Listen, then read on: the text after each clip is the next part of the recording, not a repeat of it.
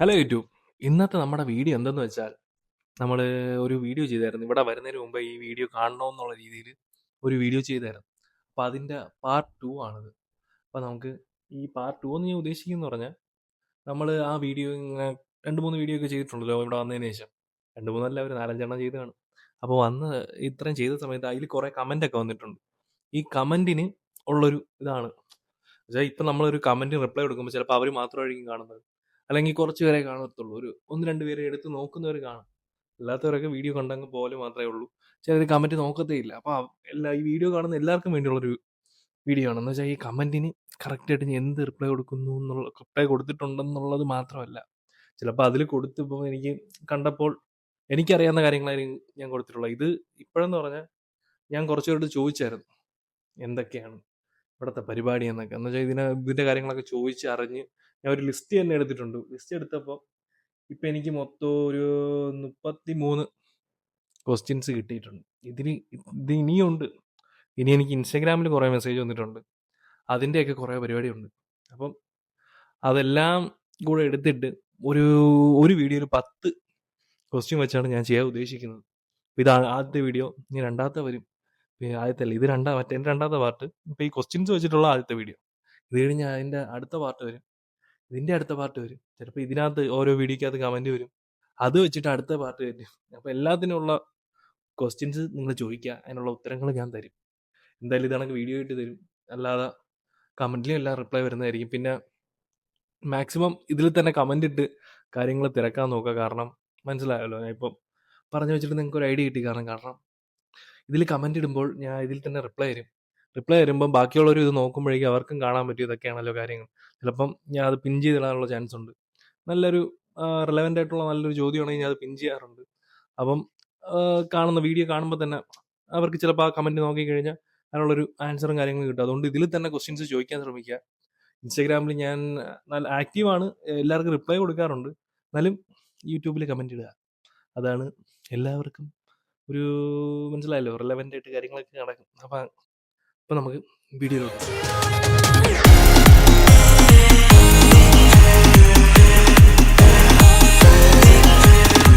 ഇതാണ് നമ്മൾ ആദ്യത്തെ ചോദ്യം. അതിനു മുമ്പേ വേറൊരു കാര്യം പറയാനുണ്ട്. ബാക്ക്ഗ്രൗണ്ട് കുറച്ച് സീനായിട്ട് കിടക്കുകയാണ്. പിന്നെ ഈ കമൻറ്റിനെ പറ്റിയാണ് എന്താ പറയുന്നത്. ഇവിടെ ഒരാൾ കമൻറ്റ് ഇട്ടായിരുന്നു, എന്താണ് ഇവിടെ അത്ര കുഴപ്പങ്ങളൊന്നുമില്ല അങ്ങനെ ഇങ്ങനെയൊക്കെ പറഞ്ഞിട്ട്. ഇവിടെ ഈ റൂമിൽ ചെറിയൊരു പ്രശ്നം ഉണ്ടായിരുന്നു. ഒരു മാസമാവും തുടങ്ങിയിട്ട്. ഞാൻ 1 മാസമൊന്നുമല്ല, കുറേ കൂടുതലാവും. ഞാൻ വന്നത് തൊട്ടേ ഒരു പ്രശ്നമുണ്ട്. എന്ന് വെച്ചാൽ നല്ല മൂട്ട ശല്യമുണ്ട്. കിടക്കാൻ പറ്റത്തില്ല, ആ സീനായിരുന്നു. അപ്പം മാസങ്ങൾ കഴിഞ്ഞിട്ട് അവരിപ്പോഴാണ് വന്നത്, ഒന്ന് ക്ലിയർ ചെയ്ത്. എന്താണ്, വന്ന് മരുന്നടിച്ച് പോയി.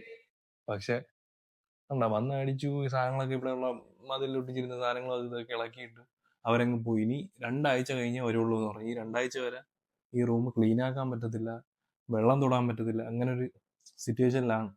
അപ്പം സിനിമാക്ക് ഭയങ്കര കിടിലം കൺട്രിയാണെന്ന് പറയുന്നവരോട് അത്രേ എനിക്ക് പറയാനുള്ളൂ. പിന്നെ എന്നുവെച്ചാൽ നല്ലതുണ്ട്, നല്ലതില്ലെന്നല്ല.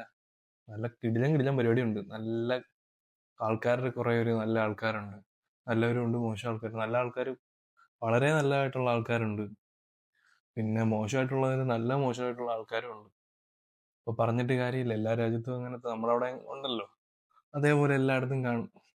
പക്ഷേ ഭയങ്കര നല്ല രാജ്യമാണ്, മറ്റാണ് മറിച്ചാണ് അങ്ങനെയൊന്നുമില്ല. ആവറേജ്. ഓക്കെ അത്രേ ഉള്ളൂ. അപ്പോൾ നമുക്ക് ആദ്യത്തെ ചോദ്യത്തിലോട്ട് പോവാം. ബ്രോ, വർക്ക് വിസയിലാണോ പോയത്? ഇത് ഞാൻ വേറെ വീഡിയോയിൽ പറഞ്ഞിട്ടുണ്ടെന്ന് തോന്നുന്നു, എന്നാലും അവരെ കമൻറ്റ് ഇട്ടിരിക്കുകയാണ്. അപ്പം വർക്ക് വിസയിലാണോ എന്ന് ചോദിച്ചു കഴിഞ്ഞാൽ, നമുക്കിവിടെ വിസ വരുന്നതെന്ന് പറഞ്ഞാൽ ഒരു കാർഡ് വരും. വിസ വരുന്നതെന്ന് വെച്ചാൽ നമുക്ക് ഡി ടൈപ്പ് അല്ലെങ്കിൽ സി ടൈപ്പ് വിസ. എനിക്ക് വന്നിരിക്കുന്നത് ഡി ടൈപ്പ് വിസ ആണ്. ടെമ്പററി റെസിഡൻസി വിസയാണത്. എന്ന് വെച്ചാൽ നമുക്ക് ഇത്ര കാലത്തേക്ക് ഇവിടെ താമസിക്കാം, അങ്ങനെയുള്ളൊരു വിസയിലാണ് വന്നത്. പിന്നെ അത് കഴിഞ്ഞ് വന്നതിന് ശേഷം നമുക്ക് ഇവിടുത്തെ ഒരു കാർഡുണ്ട്, റെസിഡൻസി കാർഡ്. ആ കാർഡ് നമ്മൾ ബയോമെട്രിക് ഒക്കെ എടുത്ത് അപ്ലൈ ചെയ്യുന്നു, നമുക്ക് കാർഡ് കിട്ടുന്നു. ആ കാർഡ് നമ്മുടെ എവിടെയാണോ ഒരു അഡ്രസ്സിൻ്റെ ബേസ് ചെയ്തിട്ടാണ് കാർഡ് വരുന്നത്. എന്നിട്ട് ആ കാർഡ് വെച്ചിട്ടൊക്കെയാണ് നമ്മൾ ജോലിക്ക് കയറി അങ്ങനെ സെറ്റപ്പ്. നമ്മൾ ഇവിടുത്തെ ID എന്നുള്ള രീതിയിൽ ആ കാർഡാണ് യൂസ് ചെയ്യുന്നത്. നമ്മൾ പാസ്പോർട്ട് ആൻഡ് ID എന്ന് പറഞ്ഞ് ഇവർ ചെക്കിങ്ങിനൊക്കെ വരുമ്പോൾ ചോദിക്കും. അപ്പോൾ നമ്മൾ പാസ്പോർട്ടും ID കാണിക്കുക. പിന്നെ ഒരു ഇൻഷുറൻസിൻ്റെ ചോദിക്കുക, അത് ഇൻഷുറൻസ് കാർഡും കാണിക്കേണ്ടി വരും. അങ്ങനെ അതാണ് അപ്പം അതിൻ്റെ ഒരു സെറ്റപ്പ്. പിന്നെ അടുത്ത ക്വസ്റ്റ്യനിലോട്ട് പോകുമ്പോൾ, bro check in baggage 160 centimetre, അതായത് ലാർജ് കൊണ്ടുപോകാൻ പറ്റുമോ? എയർ അറേബ്യ ഫ്ലൈറ്റിൽ 158 സെൻറ്റിമീറ്റർ പറ്റുള്ളൂ. അതാ കൺഫ്യൂഷനായ, വേറെ സീനൊന്നും ഇല്ലല്ലോ ബാഗിൻ്റെ എന്ന് പറഞ്ഞാൽ നമുക്ക് 3 കാറ്റഗറി വരുമല്ലേ, ഒരു ലാർജ്, പിന്നെ ഒരു മീഡിയം, പിന്നെ മറ്റേ സ്മോൾ വരുന്നത്. അതാണ് നമ്മൾ ക്യാബിന് യൂസ് ചെയ്യുന്നത്.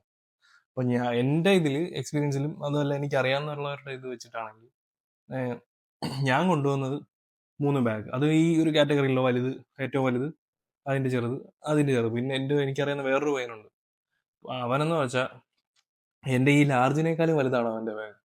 അവനും എയർ അറേബ്യയിലാണ് വന്നത്. എയർ അറേബ്യയിലാണ് കുറച്ച് ലാഭത്തിന് നമുക്ക് കിട്ടുന്നുണ്ട്. നല്ല ഏറ്റവും, ഞാൻ പറഞ്ഞില്ലേ, ഒരു ഇതേപോലെ 50 കിലോയുടെയാണ് മൊത്തവും ഞാൻ കൊണ്ടുവന്നത്, 50 കിലോ. അപ്പം എയർ അറേബ്യയിലാണെങ്കിൽ നമുക്ക് അത്രയും കൊണ്ടുവരാൻ പറ്റും. അപ്പം നിങ്ങളും അങ്ങനെ ട്രൈ ചെയ്യുന്നതല്ല. ഈ സെൻറ്റിമീറ്ററിൻ്റെ കണക്കൊന്നും എനിക്ക് അറിയത്തില്ല, അങ്ങനെയൊന്നും നോക്കത്തൊന്നുമില്ലായിരുന്നു, വലുത് കൊണ്ടുവന്നില്ല. അത്രയും വലുത് കൊണ്ടുവരാമെങ്കിൽ പിന്നെ എന്താണ്. പിന്നെ ഒരു ഇതുള്ളത്, നമുക്ക് ഒരു ബാഗിൽ ഇപ്പം നമുക്ക് 40 മറ്റേ ചെക്ക് ഇൻ ബാഗും പിന്നെ മറ്റേ 10 ക്യാബിനും വരും. അപ്പം ഈ 40 കിലോയും കൂടെ ഒറ്റ ബാഗിനകത്താക്കി കൊണ്ടുവരരുത്, അത് പണി കിട്ടും. അപ്പോൾ അവർ പറ്റത്തില്ലെന്ന് പറയും. 2 ബാഗിനകത്താക്കുക, എന്നിട്ട് മറ്റേതിനകത്ത് ബാക്കിയുള്ളതൊക്കെ കയറ്റി കൊണ്ടുവരിക, അതാണ് നല്ലത്. പിന്നെ അപ്പോൾ അടുത്ത 3ാമത്തെ ക്വസ്റ്റ്യൻ, ബ്രോ എന്താണ് അവിടെ ജോലി? അവിടുത്തെ ജോലിയൊക്കെ ടഫാണോ ഫിസിക്കലി? എന്ന് വെച്ചാൽ ഇവിടെ ടഫായിട്ടുള്ള ജോലികളുണ്ട്, ഈസി ആയിട്ടുള്ള ജോലികളുണ്ട്. ഈസി ആയിട്ടുള്ളതൊക്കെ കുറവാണെന്നാണ് എൻ്റെ ബലമായ വിശ്വാസം. കാരണം അങ്ങനെ ഈസി ആയിട്ട് ഉള്ള ജോലി അങ്ങനെയുള്ള ആരെയും ഇതുവരെ മീറ്റ് ചെയ്തില്ല. ഈ ടഫായിട്ടുള്ള ജോലി എന്ന് പറയുമ്പോൾ മെയിനായിട്ട് ഇവിടെ ആൾക്കാർ വരുന്നത് വെയർ ഹൗസിലോട്ടും, പിന്നെ എവിടെയാണ് മറ്റേ കാർ മാനുഫാക്ചറിങ് ഇല്ലേ, അങ്ങോട്ടൊക്കെയാണ് വരുന്നത്. അപ്പം ഈ കാർ മാനുഫാക്ചറിങ് ആയാലും വെയർ ഹൗസ് ആയാലും നല്ല പണിയാണ്. പിന്നെ ഈ കാർ മാനുഫാക്ചറിങ്ങിൻ്റെ ഇതിൽ അതാണ് കാർ മാനുഫാക്ചറിങ് ജോലിക്കാണ് ഞാൻ വന്നത്. അപ്പം ആ ഒരു ഇതിലുള്ളവരെയാണ് എനിക്ക് കൂടുതലും പരിചയമുള്ളത്. അല്ലാത്തവരെ അറിയാം, എന്നാലും കൂടുതലും അങ്ങനെയുള്ള ആൾക്കാരുണ്ട്. അപ്പം അവരിൽ ഈ ഒരു ലൈന് വരും, ആ ലൈനിൽ നിൽക്കുന്നതാണ്. അപ്പം നല്ല പൊസിഷനും ഉണ്ട്, ഈസി പണിയുള്ള പൊസിഷനും വരും, പാടായിട്ടുള്ള രീതിയിലുള്ള പൊസിഷനും വരും. അപ്പോൾ നമ്മുടെ ഭാഗ്യം പോലെ ഇരിക്കും. നല്ലത് കിട്ടുന്നവർക്ക് നല്ലത് കിട്ടാം, പാടുള്ളവർക്ക് പാട് കിട്ടാം. പിന്നെ നല്ലത് കിട്ടിയിട്ടും ബാക്കിയുള്ളവരെക്കാളും ഈസിയുള്ള ജോലി കിട്ടിയിട്ട് അത് പാടാണെന്ന് പറഞ്ഞ് പോയ ആൾക്കാരൊക്കെ ഉണ്ട് ഇവിടെ. അതുകൊണ്ട് പണിയെടുക്കാനുള്ള രീതിക്ക് വരിക, എന്തായാലും നല്ല പണിയാണ്. പിന്നെ എനിക്കറിയുന്ന ഒരു പയ്യ റെസ്റ്റോറൻറ്റിൽ വർക്ക് ചെയ്യുന്നുണ്ട്. 12 മണിക്കൂർ ജോലി ചെയ്താലേ അവന് 50 യൂറോ കിട്ടുള്ളൂ ഒരു ദിവസം. അതും എന്താണ്, ബൊഫേ സെറ്റപ്പാണ് അവിടെ. അപ്പം അവൻ വന്നിന്ന് പറയും, ഇത്ര പ്ലേറ്റ് ക്ലീൻ ആക്കണം. The moral is don't take aversion. എന്നുവെച്ചാൽ മറ്റേ നമ്മളൊരു സിനിമ, 2 Country സിനിമ ഇല്ലേ, അതിനകത്ത് അതേ പണി. Next vessel. ഇവൻ വന്ന് കഴുകിയിട്ട് അടുത്ത പാത്രം കൊണ്ടുവരും. വലിയ വലിയ ചട്ടികളാണ്. അപ്പം അതും ഫിസിക്കലി പണിയാണ്. അല്ലാതെ വെയർ ഹൗസിൽ ജോലി എന്ന് പറയുന്നത് അതും കുറേ പണികളുണ്ട്. അതും 12 മണിക്കൂറൊക്കെയാണ് കൂടുതൽ ജോലി വരുന്നത്. 8 മണിക്കൂറൊക്കെ ജോലി ചെയ്യുന്നവർക്ക് മറ്റേ മാനുഫാക്ചറിങ് ആ പരിപാടി ഇല്ലേ, ആ കാറിൻ്റെ, അതിൻ്റെ ഇതിലാണെങ്കിൽ കുറച്ച് ആവശ്യത്തിന് സാലറി ഉണ്ട്, നല്ല കമ്പനികളും ഉണ്ട്. അപ്പോൾ നല്ല ജോലി കിട്ടും എന്ന് പ്രതീക്ഷിച്ച് വരിക, അതിന് പണിയെടുക്കാനുള്ള രീതി വരിക, അത്രേ ഉള്ളൂ. നമുക്ക് അടുത്ത ചോദ്യത്തിലോട്ട് പോകാം. 4ാമത്തെ ചോദ്യം, അവിടെ എത്തിയിട്ടുള്ള മെഡിക്കൽ പ്രോസസ്സ് എന്താ? മെഡിക്കൽ പ്രോസസ്സ് എന്ന് പറയുമ്പോൾ നമുക്ക് ഇവിടെ വന്ന ഉടനെ മെഡിക്കലല്ല, നമ്മൾ ജോലിക്ക് കയറിയതിന് ശേഷമാണ് ഒരു മെഡിക്കൽ എടുക്കണം. അതും എല്ലാവർക്കും മെഡിക്കൽ എടുത്തിട്ടുണ്ടോ എന്ന് ചോദിച്ചു കഴിഞ്ഞാൽ ഇല്ല. കുറേ പേർക്ക് എടുത്തിട്ടുണ്ട്, കുറേ പേർക്ക് എടുത്തിട്ടില്ല. പിന്നെ മെഡിക്കൽ എടുത്തവർക്കാണെങ്കിൽ നമ്മുടെ നാട്ടിൽ അതേ പ്രോസസ്സ് തന്നെയാണ്, വലിയ വ്യത്യാസമൊന്നും ആരും പറഞ്ഞു. നാട്ടിൽ അതേ പരിപാടി തന്നെ എന്നാണ് പറഞ്ഞത്. ഈ കഴിഞ്ഞ മാസം എന്തോ എൻ്റെ കൂടെ ഉള്ള എൻ്റെ റൂംമേറ്റിൻ്റെ ഇതാണ് മെഡിക്കൽ ഉണ്ടായിരുന്നു. അപ്പോൾ പുള്ളി പറഞ്ഞ നാട്ടിൽ അതേ പ്രോസസ്സൊക്കെയാണ്, വലിയ വ്യത്യാസമൊന്നുമില്ല, അതേ പരിപാടിയൊക്കെയാണ്. അപ്പോൾ പിന്നെ 5ാമത്തെ ചോദ്യം, ബ്രോ എത്ര മാസമായി പ്രോസസ്സ് നടന്നു? ജോബ് സെറ്റാക്കി തരുമോ അതോ നമ്മൾ കണ്ടുപിടിക്കണം? ഇതിൻ്റെ ഒരു പ്രശ്നമെന്ന് പറഞ്ഞാൽ എത്ര മാസം എടുക്കുമെന്ന് നമുക്ക് ഒരിക്കലും പറയാൻ പറ്റത്തില്ല. കാരണം ചിലർക്ക് 3 മാസത്തിൽ കയറി വന്നവരുണ്ട്, 1 വർഷം ആയവരുണ്ട്, 2 വർഷമായിട്ട് ഇതുവരെ വെയിറ്റ് ചെയ്യുന്നവരുണ്ട്. നേരത്തെയൊക്കെ പെട്ടെന്ന് കഴിയുമായിരുന്നു, ഇപ്പം കുറച്ച് ബുദ്ധിമുട്ടാണ്. പിന്നെ അവർ തന്നെ ജോലി സെറ്റ് ചെയ്ത് തരും എന്ന് പറയുമ്പോൾ നമുക്ക് അവിടെ നിന്നൊരു ഇൻ്റർവ്യൂ ആണ്. അതിൽ പാസ്സായാലേ നമുക്ക് വരാൻ പറ്റുള്ളൂ. എൻ്റെ ഒരു ഇതിൽ ഇൻ്റർവ്യൂ ഉണ്ടായിരുന്നു. പലർക്കും ഇവിടെ ഉള്ള മിക്കവർക്കും ഇൻ്റർവ്യൂ ഉണ്ടായിരുന്നു. അതൊരു കമ്പനിയിലത്തേക്കാണ്. നമുക്കൊരു ഇംഗ്ലീഷ് സംസാരിക്കാൻ അറിയാം, അല്ലെങ്കിൽ ഒരു കോൺവെർസേഷൻ ആ ഒരു രീതിയിൽ പോകാൻ അറിയാമെന്നുള്ള രീതിയിലുണ്ടെങ്കിൽ മാത്രമേ ഇങ്ങോട്ട് കയറ്റി വിടുകയുള്ളൂ. ഇവിടെ വന്ന് വേറെ കുറേ ഇൻ്റർവ്യൂ ഒക്കെ ഉണ്ട്. അതൊക്കെ ഞാൻ വേറൊരു വീഡിയോ ചെയ്യാം ഇൻ്റർവ്യൂയെ പറ്റിയിട്ടുള്ള. അപ്പം അതിൻ്റെതായ കുറേ കാര്യങ്ങളുണ്ട്. പിന്നെ ഇവിടെ ഇൻ്റർവ്യൂ പാസ്സായി കഴിഞ്ഞാൽ ജോലി കിട്ടും. പിന്നെ ആ ഒരു ഇൻ്റർവ്യൂവിൽ നമ്മൾ പാസ്സായില്ലെങ്കിൽ അടുത്ത വേറൊരു ഇൻ്റർവ്യൂക്ക് അവർ കൊണ്ടുപോകും. അല്ലാതെ നമുക്ക് വേറെ ജോലി കണ്ടുപിടിക്കണമെങ്കിൽ കണ്ടുപിടിക്കാം. ഇപ്പോൾ അവർ വേറെ കുറേ നിയമങ്ങളൊക്കെ പറയുന്നുണ്ട്. പുതിയ നിയമങ്ങളുടെ കാര്യങ്ങളൊക്കെ വേറെ വീഡിയോയിൽ വരുന്നതായിരിക്കും. എന്തായാലും വെയിറ്റ് ചെയ്യുക. അപ്പോൾ നമുക്ക് 6ാമത്തെ ചോദ്യം. ബ്രോ, പെർമിറ്റ് കിട്ടി, വിസ ആയി, ഉള്ള ഡോക്യുമെന്റ്സ് ആയി, വെയിറ്റിംഗ് ആണ്. ഓൾമോസ്റ്റ് 4 months ആയി. ബ്രോയ്ക്ക് എത്ര ആയി? മറ്റേ നേരത്തെ ചോദിച്ച അതേ ചോദ്യമാണ്. എനിക്ക് 1 വർഷം അടുപ്പിച്ചായി. ഞാൻ ജാനുവരിയിലാണ് മെസ്സേജ് ഇടുന്നത്. ആദ്യത്തെ മെസ്സേജ് ഇടുന്നു. അത് കഴിഞ്ഞ് ആ മാസം തന്നെ ജാനുവരി തന്നെ ഫസ്റ്റ് അഡ്വാൻസ് കൊടുക്കുന്നു. അഡ്വാൻസ് കൊടുത്തതിന് ശേഷം ഞാൻ കയറി വന്നത് ആ വർഷം തന്നെ ലാസ്റ്റ് അവസാനം ഡിസംബർ സ്റ്റാർട്ടിങ്ങിലാണ് കയറി വരുന്നത്. അപ്പോൾ ഇത്രയും മാസം എടുത്തു. 1 വർഷമൊന്നും തന്നെ വയ്ക്കാം. 1 വർഷം എടുത്തിട്ടാണ് ഞാൻ കയറി വന്നത്. അപ്പോൾ ഓരോരുത്തർക്കും ഓരോ ഇതാണ്. ഞാൻ കയറി വന്നതിന് ശേഷം വരാൻ പറ്റാതെ വേറെ കുറച്ചൊരു നിൽപ്പുണ്ടായിരുന്നു. അപ്പം ഓരോരുത്തർക്കും ഓരോ ഇതാണ്. എൻ്റെ കൂടെ കൊടുത്തവർ എന്നെ വെയിറ്റ് ചെയ്യുന്നുണ്ടായിരുന്നു. അപ്പം അതാണ് ഇവിടെ ഈ ഒരു ഇതിൻ്റെയൊക്കെ അവസ്ഥ. അപ്പം 7ാമത്തെ ചോദ്യം. എനി ഐഡിയ അബൌട്ട് സെലീന ആൻഡ് ട്രെൻസിന ഏരിയ? പട്ടിക്കാടാണോ? സാധനങ്ങൾ വാങ്ങാൻ അടുത്ത് ഷോപ്പുണ്ടോ? സെലീന കുറച്ച് സീനാണ്. ട്രെൻസിൻ എനിക്ക് അറിയത്തില്ല ഏത് സ്ഥലമാണെന്ന്. പക്ഷെ സെലീന അറിയാം. സെലീന എന്ന് പറഞ്ഞാൽ കുറച്ച് അകത്തോട്ടുള്ള സ്ഥലമാണ്. അവിടെ ടൗണിലാണെങ്കിൽ അടുത്തുണ്ട്. അല്ലാതെ എനിക്കറിയാവുന്ന കുറച്ച് പേര് അവിടെ താമസിക്കുന്നുണ്ട്. അവർ 1 കിലോമീറ്റർ 2 കിലോമീറ്റർ എന്തോ പോയാണ് അവിടെ സാധനങ്ങൾ മേടിച്ചുകൊണ്ട് വരുന്നത്. അല്ലാതെ വേറൊരു പയ്യനുണ്ട്. അവന് എന്തോ കാറിന്റെ മറ്റേ ബോൾട്ട്, ഇവിടെ ഒരു ബോൾട്ട് ഉണ്ട്, നമ്മളെ സ്വിഗ്ഗി സൊമാറ്റോ പോലത്തെ ഒരു സെറ്റപ്പാണ്. അപ്പോൾ അതിൽ ഓടുന്നൊരു പയ്യനാണ്. അപ്പോൾ ഈ കാറിലാണ് ഡെലിവറി ചെയ്യുന്നത്. അപ്പോൾ അവൻ ആഴ്ചയിലോ ഒരിക്കലോ അല്ലെങ്കിൽ 3 ദിവസത്തെ ഒരിക്കലൊക്കെ ഇത് കണക്ക് എല്ലാവരുടെയും ഇവർ കുറച്ചുപേരായിട്ട് പോയി കാറിൽ മേടിച്ചിട്ട് ഒരാഴ്ചത്തേക്കുള്ള സാധനം അല്ലെങ്കിൽ 2 ആഴ്ചത്തേക്കുള്ള സാധനമൊക്കെ മേടിച്ച് കൊണ്ടുപോയി വരലാണ് പതിവ്. സെലീനയുടെ കാര്യം അങ്ങനെയാണ്. മറ്റേ തരത്തിൽ അറിയത്തില്ല. അപ്പോൾ നമുക്ക് അടുത്ത ഇതിലോട്ട് പോകാം. അടുത്തതെന്ന് പറയുമ്പോൾ ബ്രോ, സ്റ്റെല്ലാൻഡിസ് ആണ് ഞാൻ നോക്കുന്ന കമ്പനി. നല്ല കമ്പനിയാണോ? ഒരുപാട് സമയം എടുക്കുമോ വിസ കിട്ടി സ്ലോവാക്യ എത്താൻ വേണ്ടിയിട്ട്? എന്ന് പറയുമ്പോൾ മറ്റേതുപോലെ തന്നെയാണ്. മറ്റേ അത് എല്ലാ കമ്പനിയും ഈ സ്റ്റെല്ലാൻഡിസ് എന്ന് പറയുമ്പോൾ കാർ മാനുഫാക്ചറിങ് കമ്പനി തന്നെയാണ്. അപ്പം അതിൻ്റെ പറഞ്ഞല്ലോ അതേ അവസ്ഥ തന്നെയാണ്. അതേ സമയം എടുക്കും. എല്ലാവരെയും പോലെ തന്നെയാണ്. നമുക്ക് ഡേറ്റ് കിട്ടണം. ഡേറ്റ് കിട്ടി നമുക്ക് അതിൻ്റെ പരിപാടികളൊക്കെ ഉണ്ട്. അല്ല, വിസ സബ്മിഷൻ ഇല്ലേ, വിസ സബ്മിഷന് പോകണം. അത് കഴിഞ്ഞ് ഇവിടുത്തെ ഡേറ്റ് കിട്ടിയാതെ കയറി വരുന്നവരൊക്കെ ഉണ്ട്. ഇവിടുത്തെ ഡേറ്റ് കിട്ടിയിട്ട് കയറി വരുന്നതാണ് അത് സീവ്. അതും നല്ല പാടാണ്. അങ്ങനെ കുറച്ച് പണിയുണ്ട്. അപ്പോൾ അതുകൊണ്ട് നോക്കിയും കണ്ടും ഈ വിസയ്ക്ക് കൊടുക്കുക, വെയിറ്റ് ചെയ്യാനുള്ള ഇതുണ്ടെങ്കിൽ കൊടുക്കുക. പിന്നെ നമുക്ക് നാട്ടിൽ തന്നെ ഒരു സ്റ്റേബിൾ ആയിട്ടുള്ള ജോലിയും ആവശ്യത്തിന് സാലറി ഉണ്ടെങ്കിൽ ഇവിടെ കയറി വരാതിരിക്കുന്നതാണ് നല്ലത്. ഇവിടെ പലരും മാസങ്ങളോളം 5 മാസം 6 മാസമൊക്കെ വെയിറ്റ് ചെയ്തിട്ട് ജോലിക്ക് കയറി, അത് ജോലിക്ക് കയറിയിട്ട് അവിടെ നിന്ന് ടെർമിനേഷൻ കിട്ടി ഇറങ്ങിയവരുണ്ട്.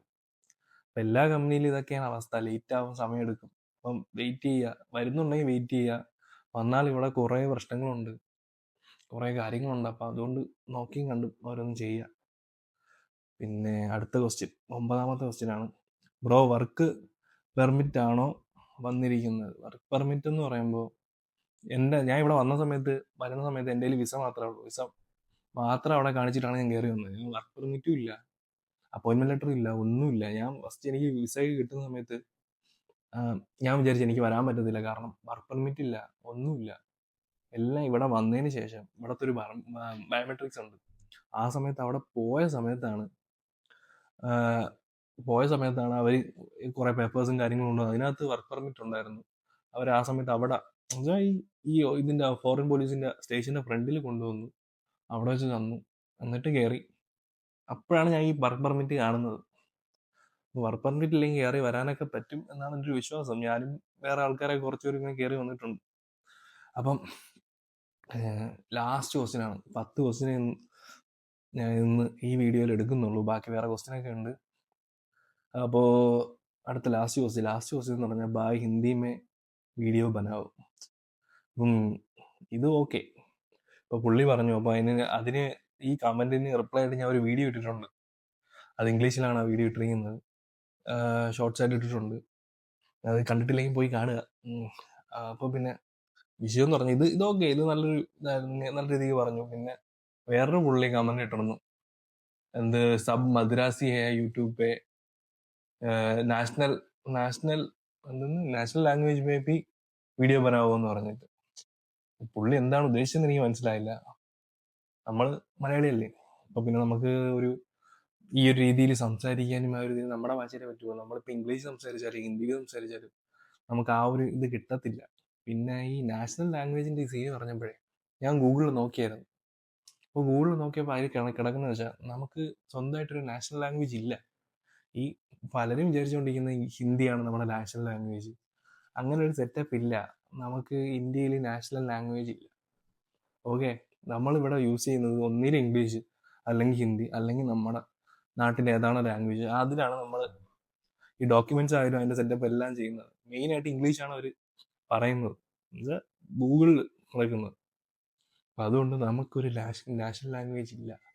ഓക്കെ, അപ്പം എന്താണ് നമുക്കിവിടെ വീഡിയോ വൈൻഡപ്പ് ചെയ്യാം. ഈ വീഡിയോ ഇഷ്ടപ്പെട്ടെങ്കിൽ ലൈക്ക് ചെയ്യുക, കമൻറ്റ് ചെയ്യുക, നിങ്ങളുടെ ഫുൾ സപ്പോർട്ട് ചെയ്യുക. Stay tuned. കിടിലം വീഡിയോസും കാര്യങ്ങളൊക്കെ വരുന്നതായിരിക്കും. ഒന്ന് കണ്ടല്ലോ ഇവിടുത്തെ ഒരു അവസ്ഥ ഇതൊക്കെയാണ്. അത്രേ ഉള്ളൂ. അപ്പം നമുക്ക് അടുത്ത വീഡിയോ കാണുന്നവരെ ബൈ.